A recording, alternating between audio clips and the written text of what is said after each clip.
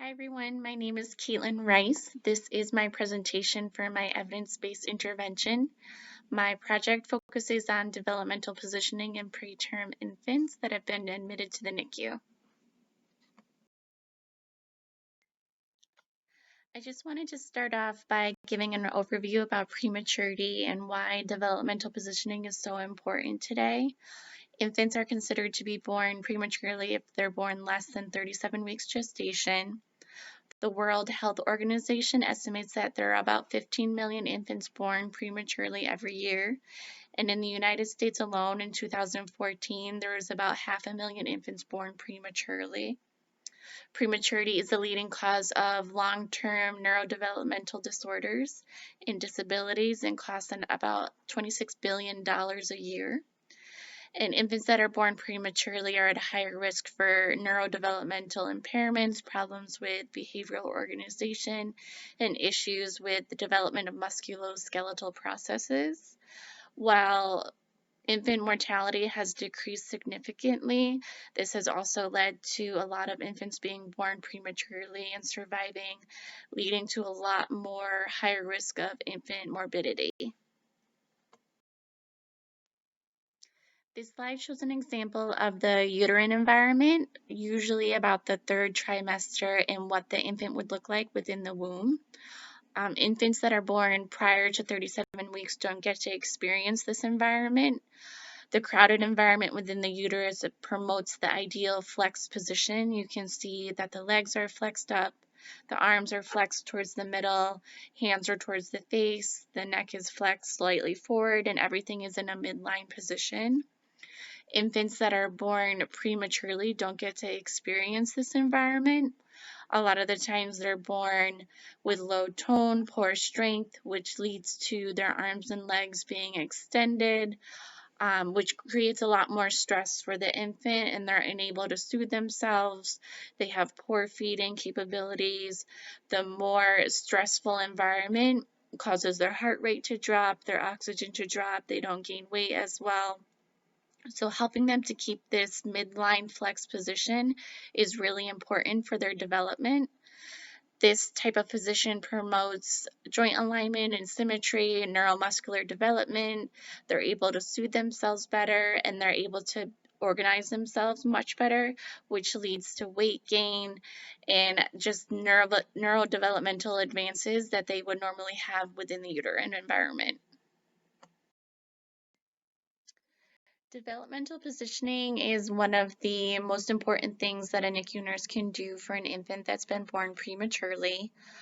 This type of positioning is trying to mimic the intrauterine environment to promote that flexed midline position where the arms and legs are bent, the trunk is tucked forward, and the body is midline.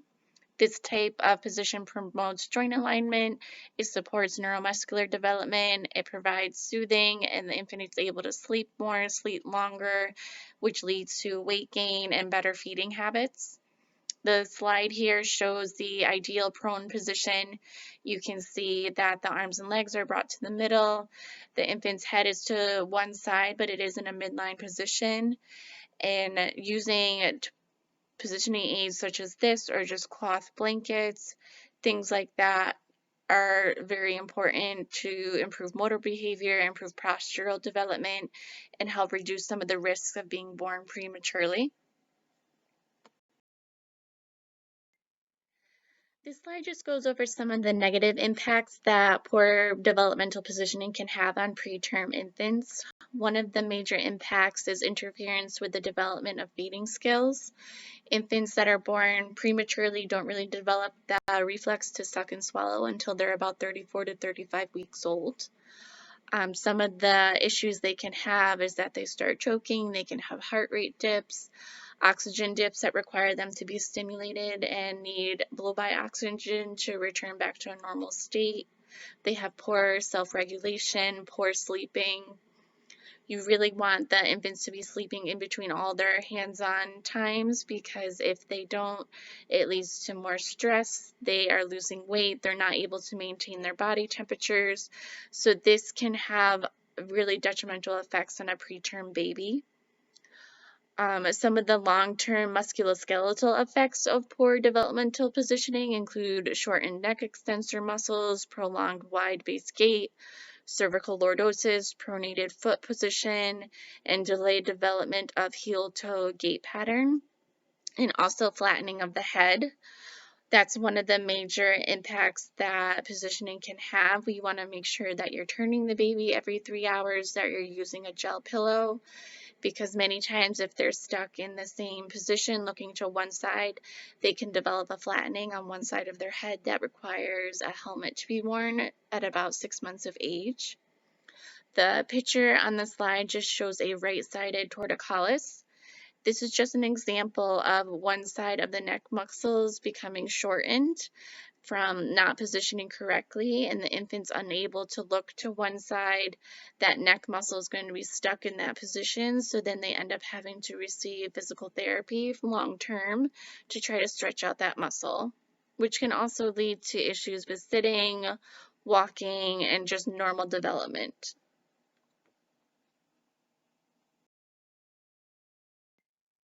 This slide is just showing an example of poor positioning. You can see that there's no rolled blankets or positional devices used to try to hold the baby in a confined environment.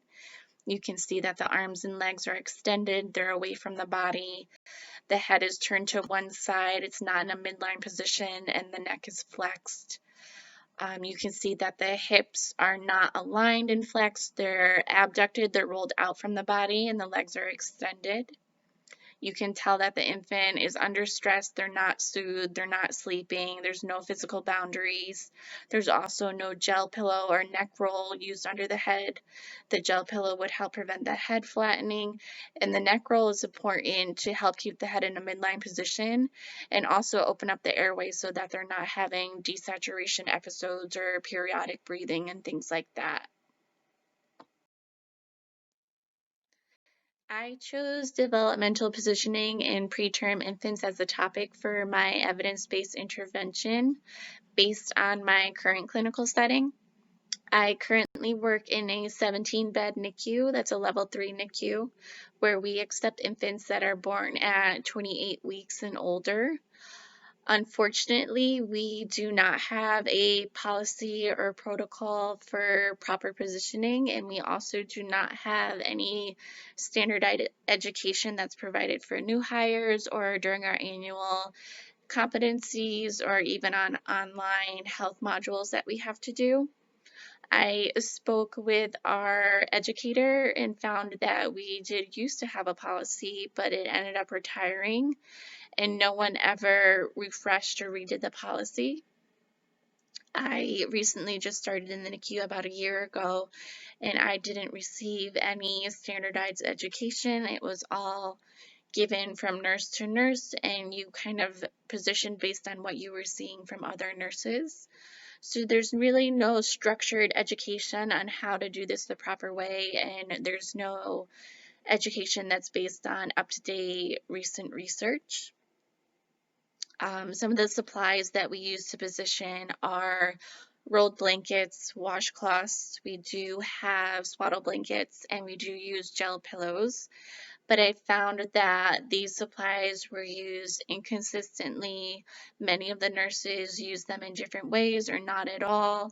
I frequently found infants that were positioned with their arms and limbs extended, their necks hyperextended, especially if they were on respiratory support or intubated. Infants were not being positioned differently every 3 hours, just a lack of consistency in what we were doing for developmental positioning and a lack of communication on what was appropriate. So I felt that this was a really good topic for my evidence-based intervention and thought it would be really beneficial for the infants in our NICU. The purpose of my intervention is to determine if a standardized education program that was instituted for NICU nurses will improve consistency of appropriate developmental positioning in infants admitted to the NICU, and whether the education program would improve infant positioning assessment tool scores. For my PIO question, my population is neonates born before 34 weeks gestation. The intervention is the implementation of a standardized infant positioning education for all nurses working in the NICU. And the outcome is the effect that the intervention would have on infant positioning assessment tool scores. My question is, in neonates born before 34 weeks gestation, how does standardized infant positioning education for NICU nurses affect infant positioning assessment scores? This slide just goes over the population, intervention, and the desired outcome. For my population, I'm going to be looking at infants that are born before 34 weeks gestation and lower. They have to be admitted to the NICU. Infants who have been sedated or are determined to have neurological impairments would be excluded from the study, and parents would be provided with information and able to determine if they wanted to participate. If they chose not to, then those infants would also not be included in the study. The intervention for the study would be a standardized developmental positioning education for all nurses that are working in the NICU. The education would consist of a PowerPoint presentation that reviews the importance of proper positioning, a video demonstration on how to position, and information on the IPAT tool. The IPAT tool is a infant positioning assessment tool. Following the education, the nurses would have an opportunity to practice positioning on a mannequin, and printouts of the education materials would be available on the unit and at every workstation, and a printout of the IPAT tool would also be available at each bedside for the nurses to review. The desired outcome of the intervention would be an improvement in knowledge questionnaire scores post-intervention, also an improvement in the infant positioning assessment tool scores, and ultimately appropriate and consistent developmental positioning of neonates that have been admitted to the NICU. Through my literature review, I found that although infant mortality is decreasing, infant morbidity continues to be a problem. In the United States, nearly 500,000 infants are born prematurely every year, and prematurity has been found to be the major leading cause of neurodevelopmental disability. Many of these disabilities require physical therapy, occupational therapy into the elementary grade years, and can cause issues with educational disabilities. And it's been found that these disabilities cost an estimated $26 billion a year. However, developmental care has been shown to positively impact neurological outcomes, growth, and development of preterm infants. Specifically, developmental positioning has been proven to improve postural and musculoskeletal outcomes, improve physiological outcomes, and sleep states. Many of the studies reported that nurses understood the elements of developmental positioning and the positive impacts that they could have. However, it was not consistently found in practice. Some of the barriers through the studies that were found to impact nurses were a lack of knowledge, a lack of supplies, and also a lack of support from management.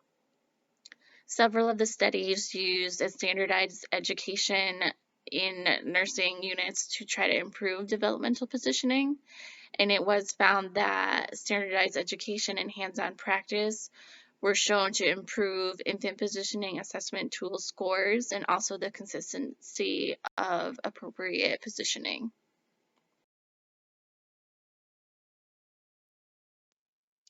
This slide goes over the different steps that would have to take place pre-intervention.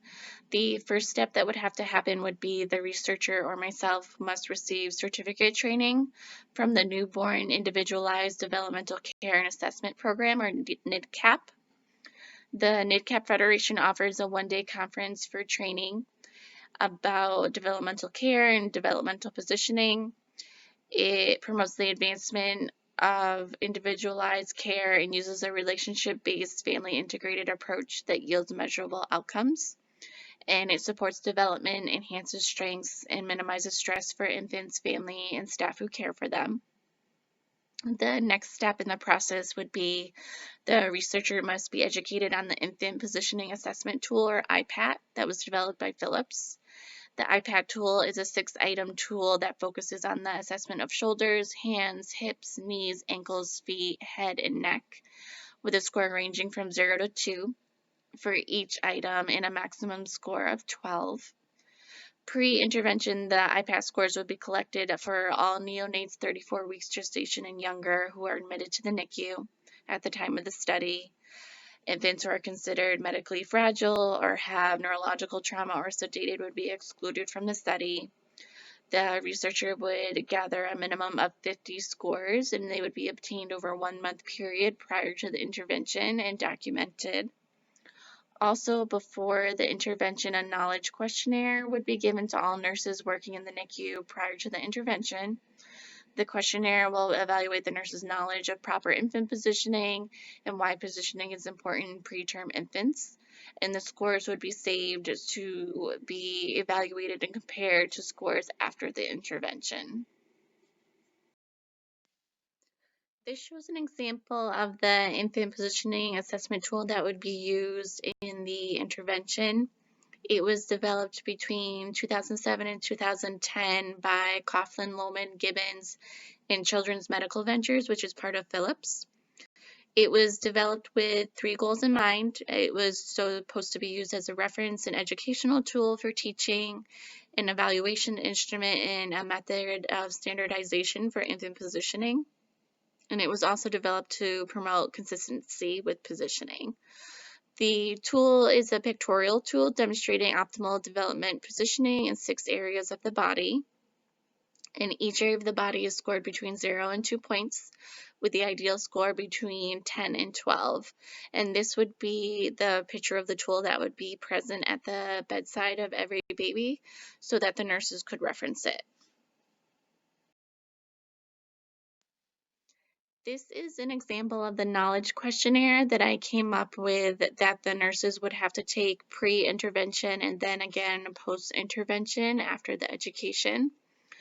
The questionnaire is 10 questions and it's true-false answers and just evaluates the nurse's knowledge on proper positioning and some of the benefits of proper positioning, and just to kind of evaluate where they are educationally and where some of the weaknesses are.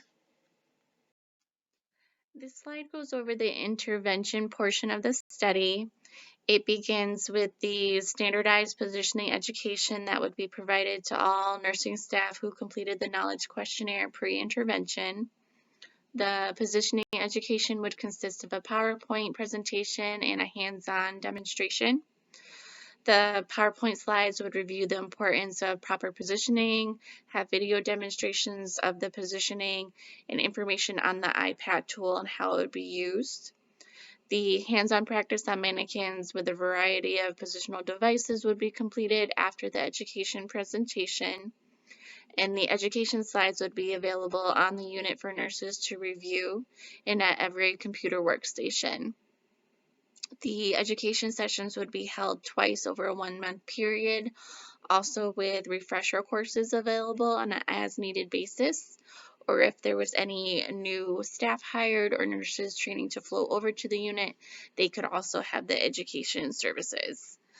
Additionally, the iPad tool, the pictorial printout would be available at every bedside so that the nurses would be able to reference it when they were doing positioning. After the 1 month of education sessions, the IPAS scores would be collected on infants 34 weeks gestation and younger over a 1-month period again. The researcher would need an additional 50 scores to compare pre-intervention, and the scores would be collected on all shifts and at random times so the staff would be unaware when the evaluation was going to happen. The knowledge questionnaire would also be given again to all the nurses who had completed it pre-intervention, and so then the scores could be compared and see if the educational services helped. Following the post-intervention would be the outcomes assessment. Initially, the IPAS scores would be compared prior and post-intervention to see if there was improvement in positioning of neonates. The iPad tool would be able to determine which areas of positioning improved and which areas would need additional education. The scores from the positioning questionnaire would be compared to determine if the education provided an improvement in the nurse's knowledge. The IPAT scores and the knowledge questionnaire results would be provided to staff in a PowerPoint presentation, and the scores could be displayed in a run chart to show the change in scores over time. The results could be shared during the morning safety huddle, and a printout would also be available on the unit for the nurses to review. I also came up with a post-intervention survey for the nurses in the NICU. It's a quick 5-question survey that could determine how they felt about the education, whether they felt that it made an improvement in their care. The answers to this survey could be used to determine how the education intervention could be changed or improved, if it could be used in annual competencies and on online health modules. The first question is, do you feel the education intervention was beneficial in improving developmental positioning and why? Second, what could be improved in the education program? 3, what do you feel are the barriers to developmental positioning in the NICU? 4, what do you feel is the best method for receiving education regarding positioning? And 5, have you changed your plan of care based on the education materials and how? This slide reviews some of the future applications of the standardized education for positioning. The program would continue to be part of the annual NICU education competencies. A mandatory online education model would be required of all NICU nurses annually. The education would be required for all newly hired nurses and nurses training to float to the NICU. Frequently, we have nurses from postpartum that float to us, so this would also be required of them. Following the intervention, proper developmental positioning would continue to be a driver for the unit. Right now, we have drivers that we have to meet daily goals. Right now, an example of one would be labeling breast milk or charging for blood work, um, charging for admissions. So this could also be a driver for the unit, which would be IPAT scores that would be done continuously every 2 months at random. The goal for the scores would be to have a 9 or higher, and this would be a driver for the unit, and we would want those scores that are higher than 9 for at least a 1-year period. So this would continue to be a driver for the NICU, and these scores could be shared in our morning safety huddle and determine if we still need to work on the education program, if changes need to be made, and how it is affecting our continuous positioning efforts. And educational materials would be available on the unit, and iPad templates would continue to be available at every bedside to kind of remind everyone to be cognitive about their positioning and all the education that we've done.